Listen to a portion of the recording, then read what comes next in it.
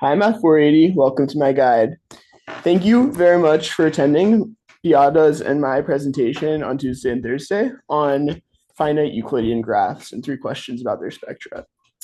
Today, I will be showing you how to find the eigenvalues via Gauss and Kloosterman sums of a trivial graph, which is a torus. You also just trust that.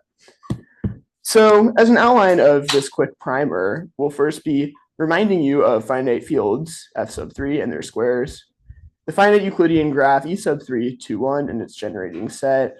We'll be redefining the reminding you of the definitions of quadratic characters epsilon, Gauss sums g sub 1, and Kloosterman sums. Then we will be evaluating the eigenvalue derivations for f sub 3. And concluding by characterizing the spectrum of E sub 3, 2, 1. So first, this is our finite field, 3 elements, uses an arithmetic modulo 3, and these are what its squares looks like. And yeah. Then we have, very important to these graphs are quadratic forms. If you look back to original presentation, you'll see that kind of what the Euclidean graph is a set of vertices whose connections depend on their squared sum distances of their coordinates. And this yields the following generating set.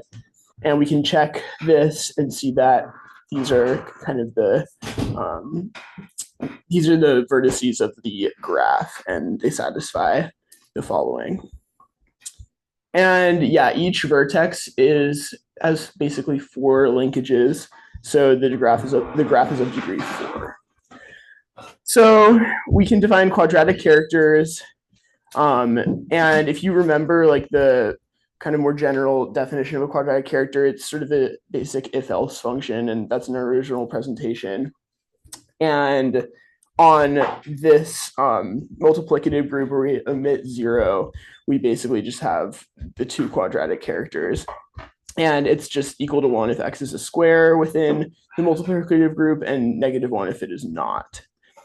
And then also we have the Gauss sum, which is defined like this. And again, this requires both quadratic characters and additive characters. And the additive character is that below.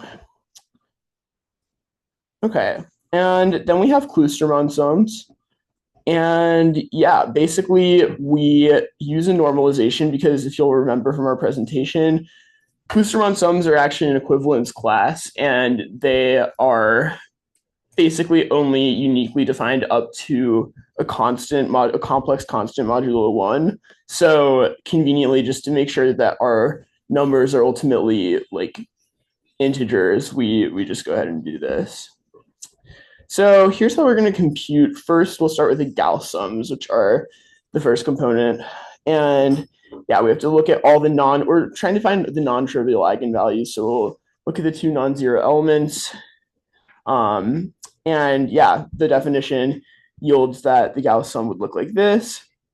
And we already know trivially kind of what the quadratic characters epsilon for both of our elements are.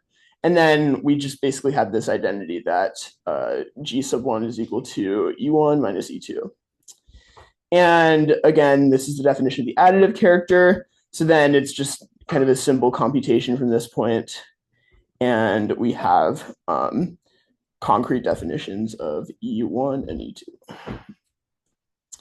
So plugging everything back in, we have, we end up with I root 3. And so then we have our G sub 1, our Gauss sum, to be I root 3. And then importantly for like the full eigenvalue, it depends on the square of the Gauss sum. So that would just be -3. Now moving on to the second component, which is Kloosterman sums. Here again is the definition of Kloosterman sums.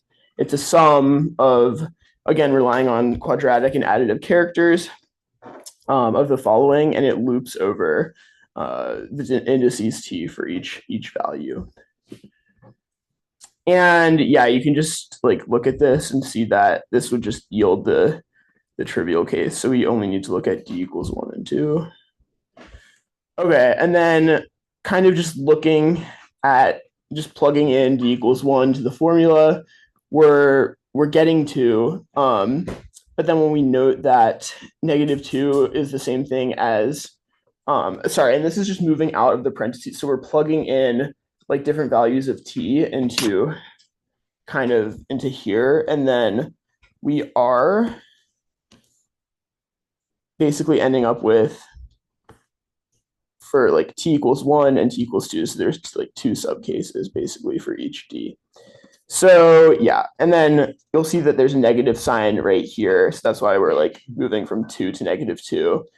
Just to kind of clarify, I made this presentation rather quickly, but basically with all these cases we have the following kind of results, and then we move out of the parentheses and we have both e to the 2 pi I over 3 and e to the 4 pi I over 3. So then putting this all together, the total summation, basically what's actually important is E1 and E2, because we'll just use the identity that we had earlier.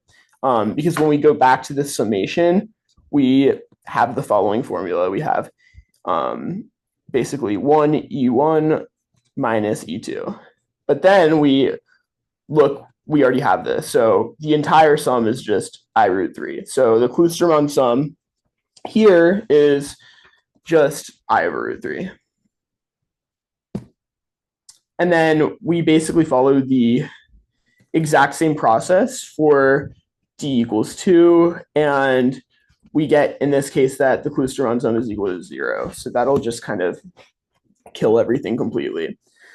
So yeah, our two Kloosterman values are I over root 3 and 0. And again, this depends on normalizing them. And I guess I already included the normalization before, but it doesn't matter. We'll just end up doing this at the end of the presentation to show you like how we convert from the kind of non-normalized complex eigenvalues to the real spectrum that looks kind of nice. Because again, it's sort of just a question of like how the eigenvalues relate to each other. And it's just, yeah, it's equivalent up to normalization based on how they're defined. So again, here's the eigenvalue formula. And this is just putting together all the components that we just calculated. So we have -3 is the square of the Gauss sum. So then we just have the eigenvalues sub b are defined as such. And yeah, again, for our various values, we just have to evaluate the different options for b. And yeah, we get these two Kloosterman sums. So yeah, the eigenvalues are obviously complex, but we can just basically just normalize this by dividing everything by this factor. And then we basically can just redefine it with k tilde so that we have the following. And yeah, it's just, yeah, it's basically us canceling out the complex parts and making sure that the eigenvalues are kind of intelligible. But ultimately, it doesn't really matter. I'm just doing this to show that, like, really, this is not like an exact, these are, yeah, I mean, the eigenvalues are really just characteristics that don't really depend on the basis that you choose. But I'm just converting it because like a lot of the literature will do this normalization by the degree of the graph.